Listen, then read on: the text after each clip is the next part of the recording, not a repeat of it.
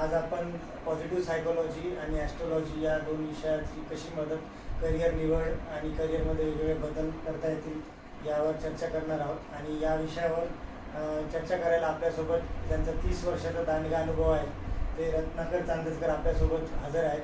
तर आपण ही चर्चा त्यांच्यासोबत सुरू करूया. नमस्कार सर. नमस्कार. आपली लहर चॅनलवर आपले स्वागत आहे. धन्यवाद.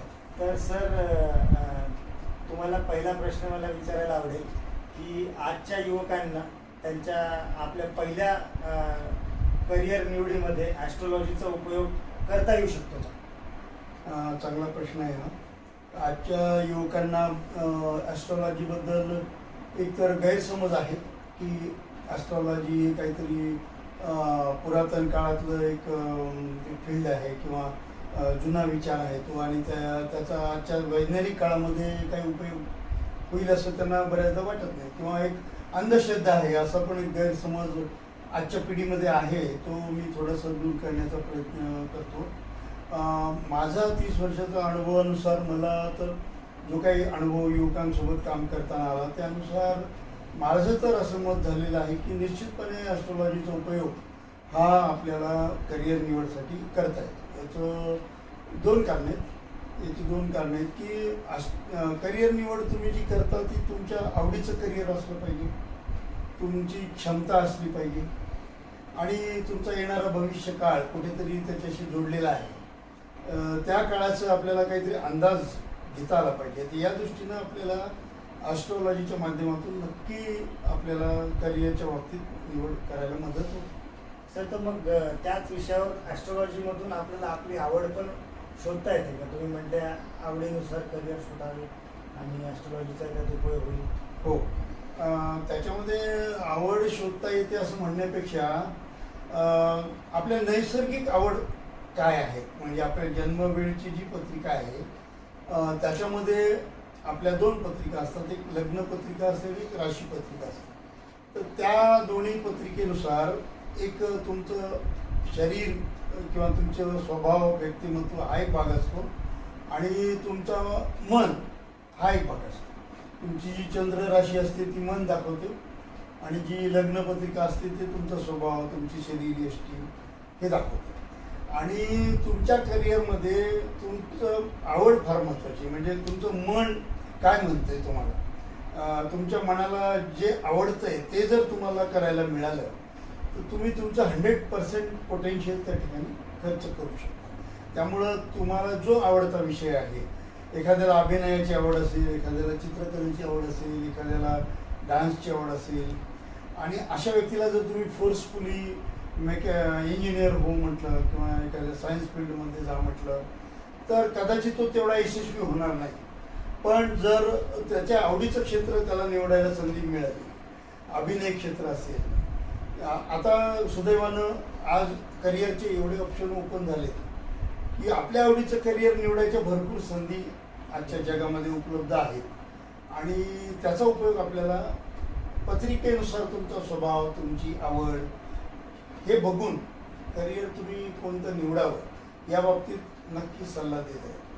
अच्छा. आणि मग यालाच सांगड घालून तुमची पॉझिटिव्ह सायकोलॉजीमध्ये पण भरपूर अनुभव आहे, तुमचं बॅकग्राऊंड आहे, तर त्याची कशी सांगड घालता येईल? एक सकारात्मक मानसशास्त्र वापरून करिअर निवड आणि पुढे जाऊन करिअर बदल या दोनबद्दल पण सांगतात. बरोबर आहे. म्हणजे सुदैवानं मी स्वतः इंजिनियर असल्या कारणानं ॲस्ट्रॉलॉजीकडे बघण्याचा माझा व्ह्यूसुद्धा काही अंधश्रद्धा या दृष्टीनं नाही आहे.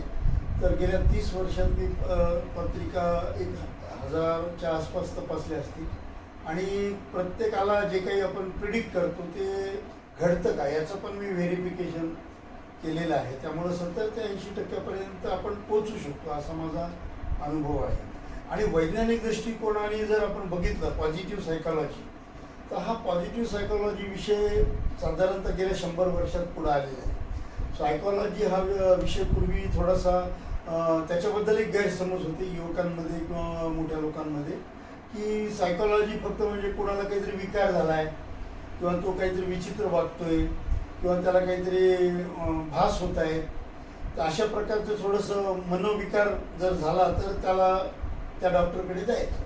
अशा एक डॉक्टर म्हणा किंवा जे कोणी सल्लागार असेल त्यांच्याकडे जायचं तज्ञ, आणि त्याच्याकडे गेलं तर लोकांचा दृष्टिकोन आपल्याकडे पाहण्याचा एक काहीतरी भिन्न होईल किंवा वाईट होईल, दूषित होईल. तर त्यामुळं लोक जायचं टाळायचे किंवा मग गेलं तरी सांगायचे नाही, चोरून लपून जायचे. पण पॉझिटिव्ह सायकॉलॉजी हा विषय असा आहे की यात चोरून लपून काही करण्याचं काही कारण नाही. हा विषय ज्यांच्याकडे पोटेन्शियल आहे, जे म्हणजे ज्यांना काही कुठलेही विकार नाही आहेत, पण त्यांना आपलं व्यक्तिमत्व जास्तीत जास्त फुलवायचं किंवा जास्तीत जास्त आपलं पोटेन्शियल कसं वापरता येईल, आणि मी त्या पोटेन्शियल वापरून माझं ध्येय, माझं करिअर, माझं जे काही मला जीवनामध्ये घडवायचं ते कसं करता येईल. तर हा आपला या पॉझिटिव्ह सायकॉलॉजीचा उपयोग नक्की आपल्याला, सप्रेमा जीवनशैली नावाची एक शैली आहे, तर त्याचा उपयोग आपल्याला नक्की करता येईल. तर मग सर याच्यामध्ये तुम्ही जेव्हा गाईड करतात तेव्हा पुस्तक काही त्यांना रेकमेंड करता?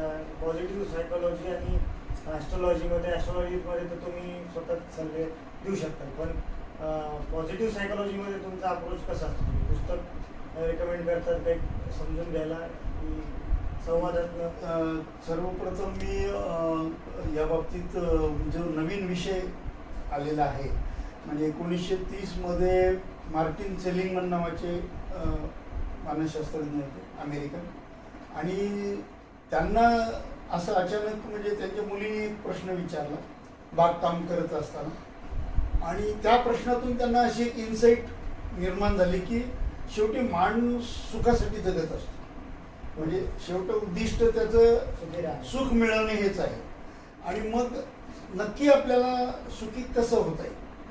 आता सुखाबाबतीत प्रत्येकाचे वेगवेगळे समज असतात की म्हणजे कुणाला वाटतं फ्लॅट घेतल्याने सुख मिळेल, कुणाला वाटतं काय गाडी घेतल्याने, म्हणजे व्हेरियस त्यांचे आस्पेक्ट आहेत पाण्याचे सुखाच्या बाबतीत. तर त्यांना असं म्हणायचं होतं की आपण जर काही असे पॅरामीटर निवडले की ज्या पॅरामीटरचा उपयोग सर्वसाधारण सगळ्यांना करता येईल, आणि मग आपल्याला सुखी होण्याची अनुभूती किंवा अनुभव त्या व्यक्तीला तो येईल, असं काय करते. म्हणून त्यांनी मग ते बरेच काळ संशोधन केलं, आणि त्यांनी परमा नावाची एक जीवनशैलीचं एक काय म्हणता येईल एक स्टेप्स त्यांनी अशा 5 निवडल्या. त्या स्टेप्सचं नाव त्यांनी PERMA असं ठेवलं होतं, आणि मी त्याचं पुढे उल्लेख सांगतो तुम्हाला, त्या म्हणजे शब्दांच्या पुढे लॉंग फॉर्म त्याचं सांगतो.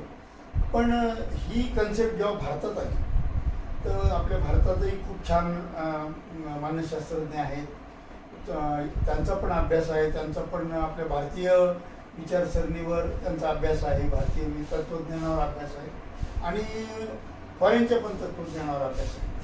तर जे मुंबईचे प्रसिद्ध मानसतज्ञ आहेत डॉक्टर राजेंद्र बर्वे, त्यांच्यासोबत मला 2-2.5 वर्ष त्यांच्याकडून अनेक गोष्टी शिकण्याचा संधी मला प्राप्त झाली, आणि त्यानंतर मला त्यांनी पॉझिटिव्ह सायकॉलॉजी कोचचं एक प्रमाणपत्र पण आता प्रदान केलेलं आहे. तर त्या जेव्हा मी तो कोर्स केला तर त्यावेळेस त्यांनी जे संशोधन केलं त्यात थोडे भारतीय 2 शब्द ॲड केले. तर त्यांनी त्याचं नाव परमाच्या ऐवजी थोडं चेंज करून सप्रेमा असं ठेवलं. आता ते सप्रेमा म्हणजे SAPREMA. तर हे सप्रेमा जे आहे ते अधिक स्पष्टतेनं सांगण्यापूर्वी तुमची जर काही शंका असेल तर मी थोडं ती आधी दूर करतो, आणि मग आपण त्या विषयाकडे जाऊ. तर सप्रेमाबद्दल तुम्ही सांगितलं, आणि आपला पुढचा प्रश्न त्या रिलेटेड होता की करिअर निवड करताना तुम्ही सांगितलं की या दोघांचा उपयोग करता येऊ शकतो, कसा करता येईल याबद्दल तुम्ही सांगतालच. पण करिअर निवडीनंतर सुद्धा खूप तरुण आहेत, 25, 30, 35 यांचं 5-10 वर्षाचं करिअर झालेलं आहे, आणि ते आता करिअर निवडीबद्दल त्यांना कुतूहल आहे. सध्याचं काळ तुम्ही जर बघितलं तर सारखे जॉबमध्ये बदल होत आहेत, IT मध्ये सुद्धा मार्केटमध्ये रिसेशन आहे. सगळ्यांच्या मनामध्ये हा सध्या विषय चालू आहे की करिअर बदलावं का, जॉब बदलावं का. तर सप्रेमा आणि ॲस्ट्रॉलॉजी या दोघांचा वापर जॉब बदलमध्ये सुद्धा कसा करता येऊ शकेल हे पण जरा सांगितलं तर सगळ्यांना फायद्याचं असेल. नक्की आपण त्याबद्दल बोलू. सर्वप्रथम मी आधी सप्रेमा ही कन्सेप्ट काय आहे त्याबद्दल थोडं सांगतो. तर सप्रेमामध्ये जे शब्द आहेत पहिला शब्द आहे यस. तर त्या एस पासून स्ट्रेंथ. आता स्ट्रेंथ म्हणजे काय, तर प्रत्येक माणूस जन्मताना काहीतरी क्षमता घेऊन जन्मत असतो. त्याला उपजत अशा काही शक्ती म्हणा, क्षमता म्हणा, त्याच्याकडे असतात. तसं संशोधकांनी असं म्हणजे शोधलंय की जवळपास 24 ते 28 क्षमता प्रत्येक माणसाकडे असतात, नैसर्गिकरित्या आलेल्या. पण आपण जास्तीत जास्त 4 ते 5 क्षमताचा उपयोग करतो किंवा आपल्याला त्या कळतात. हां, म्हणजे जेव्हा शिकतो आपण किंवा जेव्हा करिअर करतो किंवा जे काही घरातली कामं करतो किंवा इतरांशी संवाद साधतो, तर त्यावेळेस आपल्याला फक्त 4-5 क्षमतांचा वापर आपण करताना दिसतो. तर सर्वप्रथम काय करायचं की आपण आपल्या स्वतःच्या ज्या क्षमता आपल्याला वाटतात, म्हणजे तसं वेबसाईटवर वेगवेगळ्या टेस्ट आहेत यासाठी, आपल्या स्ट्रेंथ जाणून घेण्यासाठी. पण ते तिथपर्यंत जाण्यापूर्वी आपण जर आपल्या स्वतःला माझ्याबद्दल काय वाटतं, माझ्या कोणत्या कोर स्ट्रेंथ आहेत 5, आणि त्याच्यातली एक जी असते ती सिग्नेचर स्ट्रेंथ असते, म्हणजे ती तुमची 100% प्राईम स्ट्रेंथ असते. आता माझ्या बाबतीत सांगायचं तर मी दोन्ही पद्धतीनं टेस्ट केल्या होत्या ह्या, म्हणजे वेबसाईटवर जाऊनही केली आणि माझ्या स्वतःच्या 5 स्ट्रेंथ मी काढल्या आणि इतरांशी चर्चा केली. म्हणजे तुम्ही जेव्हा स्वतःच्या स्ट्रेंथ निवडता तर ते व्हेरीफाय करा तुमच्या मित्रासोबत, तुमच्या नातेवाईकांसोबत, जे लोक तुम्हाला ओळखतात त्यांच्यासोबत तुम्ही त्या व्हेरीफाय करा. त्याचं कारण असं आहे की तुम्हाला जरी वाटत असल्या तरी इतरांना त्या दिसतात का, तुमच्या वागण्यातून त्या स्ट्रेंथ जाणवतात का त्यांना, हे कळणं आवश्यक आहे. आणि दुसरं असं आहे की मग त्या कन्फर्मेशन तुम्हाला मिळेल. आणि दुसरं आणखी एक बाब अशी आहे की ते लोक तुम्हाला काही जास्तीच्या स्ट्रेंथ पण सांगतील की ज्या तुम्हाला स्वतःला लक्षात नाही आल्या. कधी कधी अचानक माणूस एखाद्या प्रसंगाला तोंड देतो आणि मग त्याला त्याची स्ट्रेंथ कळते. तर पहिला पार्ट आहे आपली स्ट्रेंथ जाणून घेणं. दुसरं आहे मग ए. आता ए म्हणजे काय की अवेअरनेस. अवेअरनेस म्हणजे काय की आपण जे काही करतोय ते भानपूर्वक, ध्यानपूर्वक, माइंडफुल. म्हणजे काय, किंवा मला एखादं करिअर करायचं तर का करायचं, म्हणजे शेवटी माणसाला काय मिळवायचे, सुख. आता त्याचे 3 मार्ग आहेत. म्हणजे इन जनरल, म्हणजे जर मोठ्या प्रमाणावर जर आपण विचार केला तर त्याला 3W असं म्हणतात. म्हणजे वेल्थ, एक W म्हणजे वेल्थ, दुसरं W म्हणजे वेलबिंग, आणि तिसरं W म्हणजे वर्थ. म्हणजे तुमच्याकडे पैसा असला तर तुम्हाला असं वाटतं की मला खूप काही खरेदी करता येईल आणि त्यातून मला आनंद मिळेल. किंवा तुम्ही जर वेलबिंग तुमचं चांगलं ठेवलं, बॉडी चांगली ठेवली, आरोग्य चांगलं ठेवलं, किंवा आरोग्याच्या क्षेत्रात किंवा जिम्नॅस्टिकच्या क्षेत्रात, बॉडी बिल्डिंगच्या क्षेत्रात काही काम केलं तर ते सुद्धा तुम्हाला आनंद देऊ शकतो. आणि तिसरं आहे वर्थ. तर वर्थ म्हणजे काय की तुम्ही तुमचं वर्थ म्हणजे तुमची व्हॅल्यू वाढवणं, व्हॅल्युएशन. म्हणजे तुम्ही जे अभ्यास करता, शिकता शाळेत ते ठीक आहे, तुमचा तो अकॅडमिक पार्ट आहे. पण त्या अकॅडमिक पार्टच्या पलीकडे जाऊन जर तुम्ही स्वतःला प्राईड वाटेल, एखादा वेगवेगळ्या कोर्सेस आता उपलब्ध आहेत, मग त्या कोर्स तुम्ही जर सॉफ्टवेअरचे असतील किंवा तुमच्या आवडीच्या क्षेत्रातले असतील, डिजिटल मार्केटिंगचे असतील किंवा फोटोग्राफीचे असतील, फिल्म एडिटिंगचे असतील, तर ज्या गोष्टीतून तुम्हाला आनंद मिळतो आणि अभिमान वाटतो असं काहीतरी तुम्ही जर केलं तर त्याचं पण या सप्रेमा मॉडेलमध्ये विचार केला. हां, आणि आता एस झालं, ए झालं, ध्यानपूर्वक ते करायचं. आता पी म्हणजे काय की पॉझिटिव्ह इमोशन्स.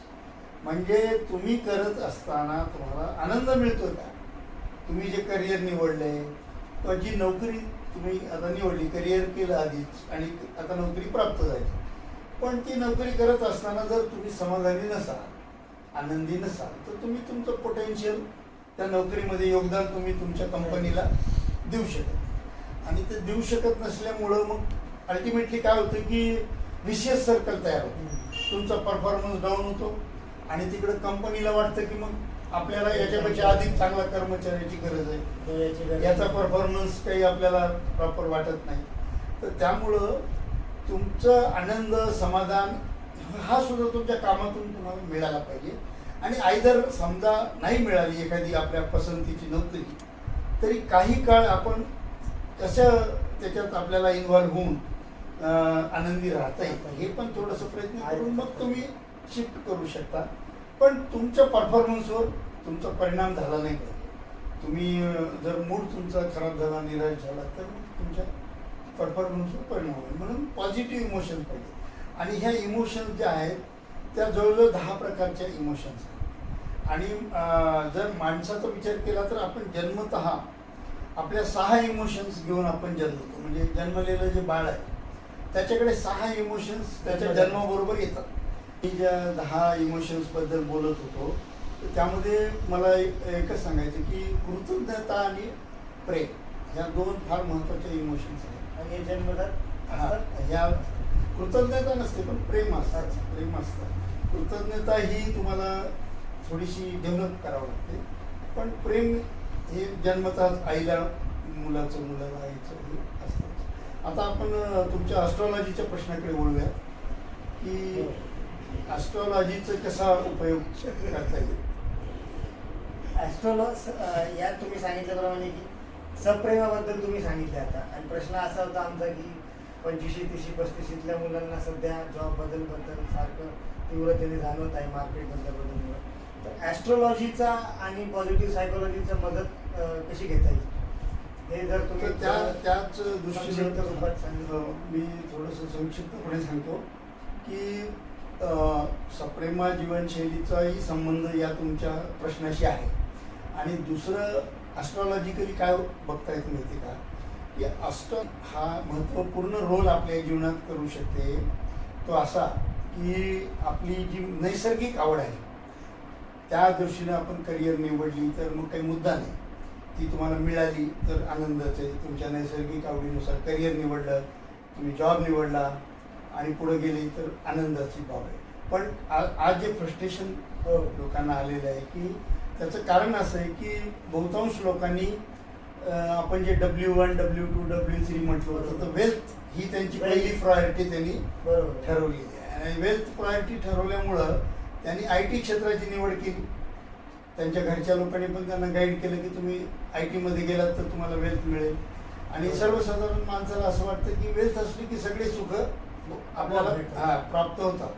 पण सध्याचं जर तुम्ही बघितलं तर IT क्षेत्रातले जे मुलं आहेत, तरुण आहेत, ते अतिशय टेन्शनमध्ये काम करतात. कामाचे आवर्स वाढलेले आहेत, त्यांच्यावरच्या रिस्पॉन्सिबिलिटी खूप वाढलेल्या आहेत कामाच्या.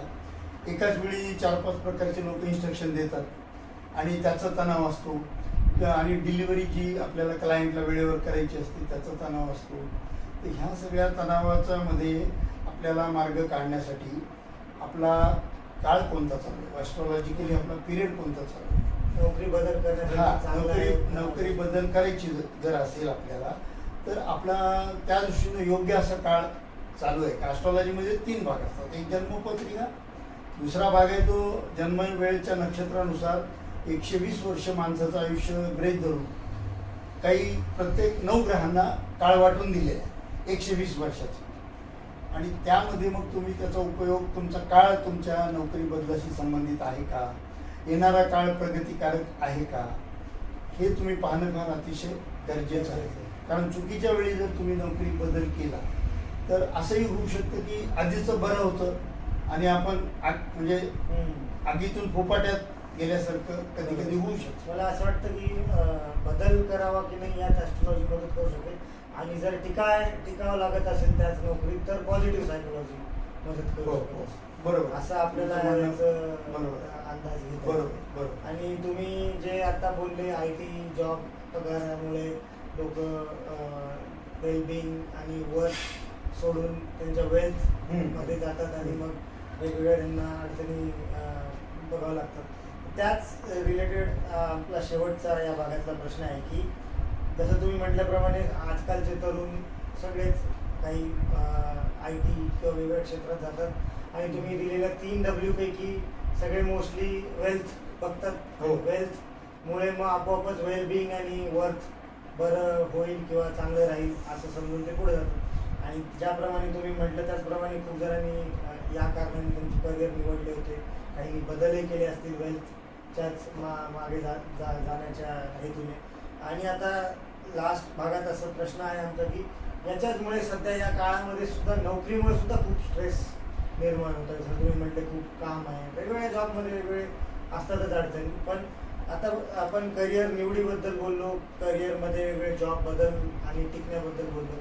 तर या ताणतणावाच्या धाकाधुकीच्या जीवनात करिअरमध्ये सर्वाईव्ह करायसाठी, स्ट्रेस हँडल करायसाठी कसं ॲस्ट्रोलॉजी आणि पॉझिटिव्ह सायकोलॉजी मदत करेल, हे जर तुम्ही सांगितलं तर आपण याच्यावर आपला भाग संपू शकतो आणि पुढच्या भागात यावर अजून सविस्तर चर्चा करू शकतो. नक्की नक्की आपण या कन्क्लुजन या भागाचं आपण असं करू शकतो की ॲस्ट्रॉलॉजी आणि ही जे पॉझिटिव्ह सायकोलॉजी आहे, मुळात पॉझिटिव्ह सायकोलॉजी म्हणजे काय की खोटं खोटं गुड फील वाटणं याला पॉझिटिव्ह सायकोलॉजी नाही म्हणत. तर आलेलं जे काही प्रसंग आहे, जॉबमध्ये जो काही प्रसंग आला, जीवनात जो काही प्रसंग आला, तर त्याला मी माझ्या कॅपॅसिटीचा वापर करून किंवा अधिक चांगलं त्याला कसं मला फेस करता हा विचार डोक्यात ठेवून आणि स्वतःवर विश्वास ठेवून, महत्त्वाचं म्हणजे सेल्फ कॉन्फिडन्स ठेवून आपण जर या प्रसंगाला तोंड दिलं तर तो झाला पॉझिटिव्ह सायकोलॉजीचा वे. आता ॲस्ट्रॉलॉजी अशी मदत करू शकते की तुम्हाला एक ठराविक किती काळ थोडंसं तुम्हाला वेटिंग करावं लागेल, म्हणजे हा जो काळ तुमचा तणावपूर्ण आहे त्याच्यातून बदल कधी होणार आहे हे ॲस्ट्रॉलॉजी तुम्हाला सांगू शकतो. त्याच्यानंतर तुमचं विल पॉवर वाढवण्यासाठी तुम्हाला काही उपाय करता येतात, जसं ध्यानधारणा आहे, जसं एखादं मंत्र जप आहे, किंवा एखादा आपण काय रत्न म्हणतो तसं रत्न वापरणं आहे. तर हे खात्रीपूर्वक उपाय आहेत आणि हो, आणि त्याचे अनुभव पण मी घेतलेले आहेत. आणि नोकरीच्या बाबतीत सुद्धा काही अडथळे येतात की आपण एखादी चांगला जॉब शोधत असतो आणि मग कोणीतरी त्याच्यामध्ये अडथळे निर्माण करतं. तर अडथळे दूर करण्यासाठी, शत्रूंच्या कारवाया हाणून पाडण्यासाठी असे पण काही उपाय आहेत. आता ह्यावर कितपत विश्वास ठेवायचा नाही ठेवायचा हा ज्याचा त्याचा प्रश्न आहे. कारण मी या गोष्टीवर अंधश्रद्धा निर्मूलन समिती जी आहे, म्हणजे त्यांचा पण दृष्टिकोन वैज्ञानिक आहे, तर माझाही दृष्टिकोन वैज्ञानिक आहे. आणि मी जे काही सांगेल ते अनुभवसिद्धच सांगेल, हे मी तुम्हाला खात्रीपूर्वक सांगू शकतो. आणि हे उपाय लोकांनी केलेले आहेत, त्यांना त्याचा फायदा झालेला आहे. तर आजच्या युवकांनी मनात कुठली अडी न बाळगता ॲस्ट्रॉलॉजी आणि पॉझिटिव्ह सायकोलॉजी सोबत जर घेऊन चालले तर ते नक्कीच यशस्वी होतील जीवनामध्ये, असं मला वाटतं. मला वाटतं की पहिल्या भागानुसार ॲस्ट्रॉलॉजी आणि पॉझिटिव्ह सायकोलॉजीची 25शी 30शी 35शी या तरुणांना कशी सांगड घालता येईल याचा चांगलाच अंदाज आला असावा. आणि शेवट असा या कार्यक्रमाचा मला करायला आवडेल की तुम्ही कसं याला रिकमेंड करताल की ज्यांना कोणाला असे प्रश्न आहेत त्यांनी याला कसं पुढे न्यावं, त्यांनी काही ॲस्ट्रॉलॉजीबद्दल कोणाकडून काही गायडन्स घ्यावा आणि पॉझिटिव्ह सायकोलॉजीबद्दल शिकावं, काय हे 1 to 1 बोलून समजून शिकण्यासारख्या गोष्टी आहेत?